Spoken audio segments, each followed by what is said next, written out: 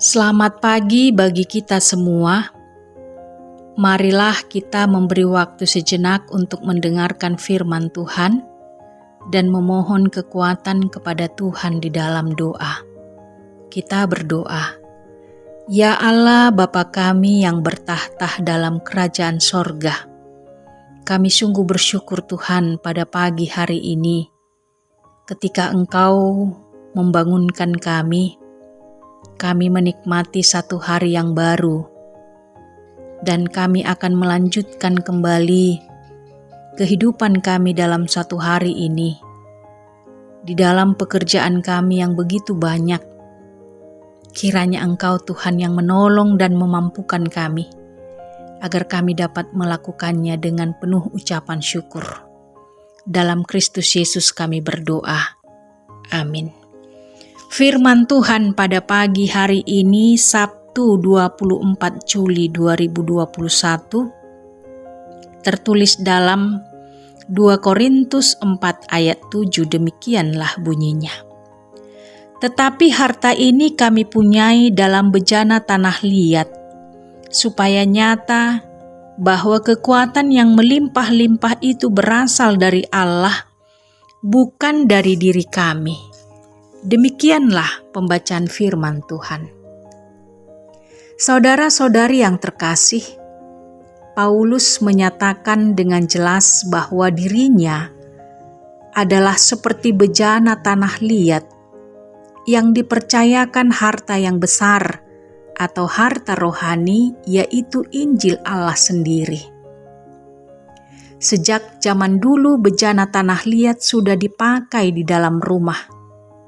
Meskipun bejana itu banyak dan sering dipakai, namun sering bejana tanah liat itu dianggap sebagai benda yang tidak berharga, seperti benda-benda lain.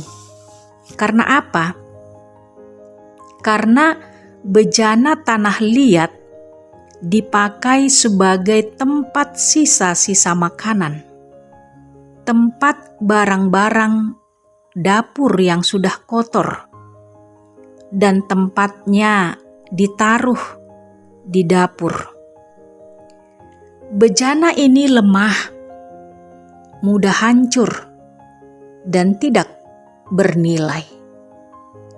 Tetapi nilai kebenaran dan kuasa Injil yang diberitakan tidak tergantung pada bejana yang lemah itu,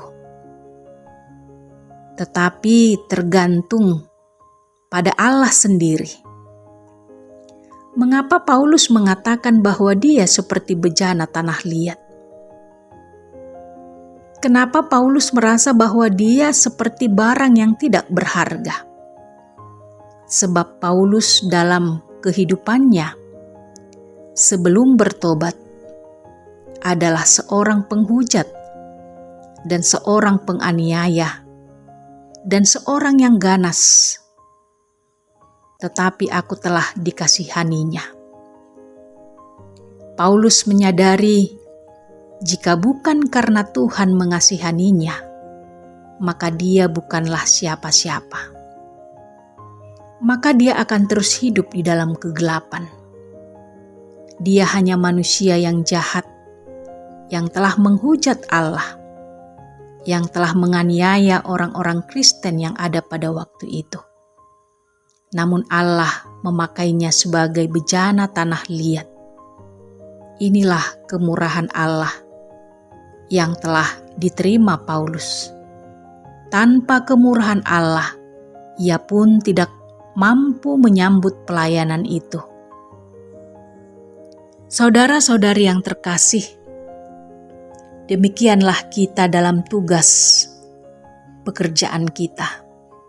Kita dipilih dan dipanggil karena Tuhan memiliki rencana yang indah atas hidup kita.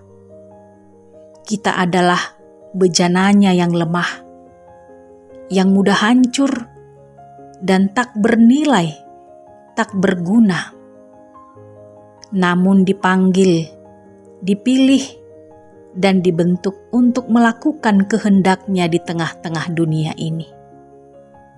Biarlah dunia pelayanan dan dunia pekerjaan kita kita sambut sebagai kemurahan Allah di dalam Yesus Kristus, sehingga melalui pekerjaan dan pelayanan kita menghadirkan berkat dan Kristus dimuliakan di dalam hidup kita. Amin. Kita berdoa. Ya Allah Bapa kami yang kami kenal di dalam Yesus Kristus, sungguh kami bersyukur Tuhan atas hidup kami, atas pekerjaan dan pelayanan kami. Engkau memanggil kami agar kami dapat melakukannya dengan penuh kesungguhan dan kesetiaan.